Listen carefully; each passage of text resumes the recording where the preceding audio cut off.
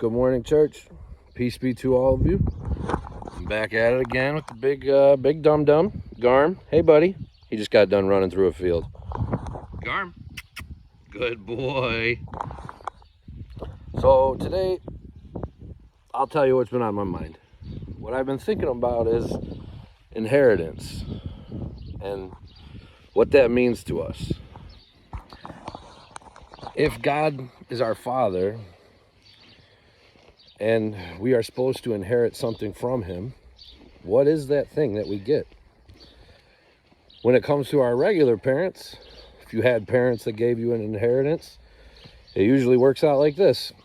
They die, you get some stuff, and then you go spend it on whatever you want to. And that is some kind of gift to you for whatever it was, being alive, being their kids. But I'd like to think about this in a different way, because I think the idea of inheritance has stripped away some of the benefits of our King and serving our King.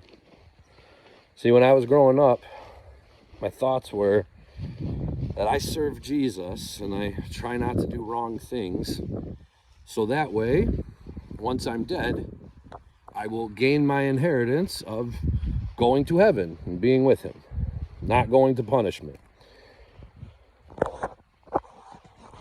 Garm, come over here. Just wandering around.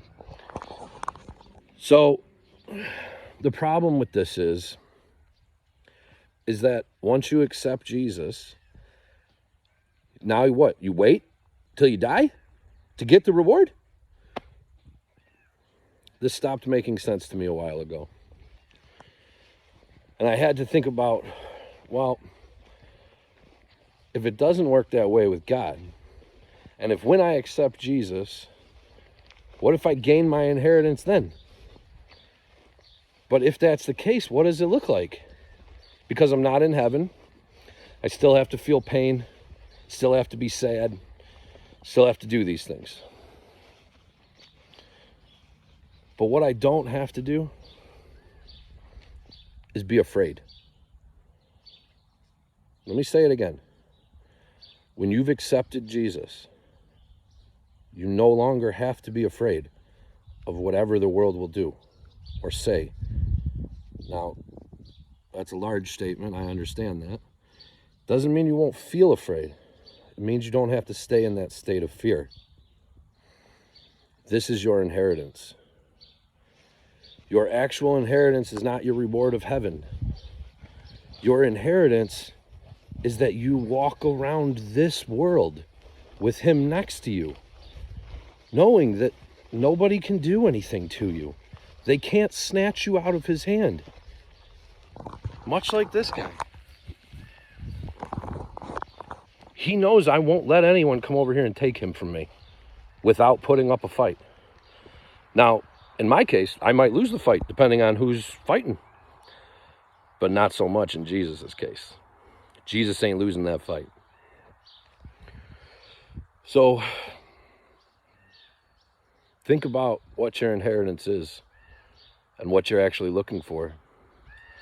If you follow Jesus just so you won't be punished later, I'd venture to say you're missing some of it. You're missing the peace. You're missing the inheritance that you get while you're here. Much like with my mother, when she dies, which she will, like all of us, but when she dies, she's told me there's an inheritance, whatever that is. And what I told her, and this is what I'll tell all of you, is that I already received my inheritance from her. My entire bookshelf is full of Bibles and books about God. That's my inheritance. The fact that I walk through the world unashamed of Jesus and what He's done for me, that's my inheritance. The fact that I never have to cover up a lie because I don't lie anymore, that's my inheritance. My inheritance doesn't come upon death. Upon death, it is simply the realization that what I believed in was real. My inheritance was real long before that.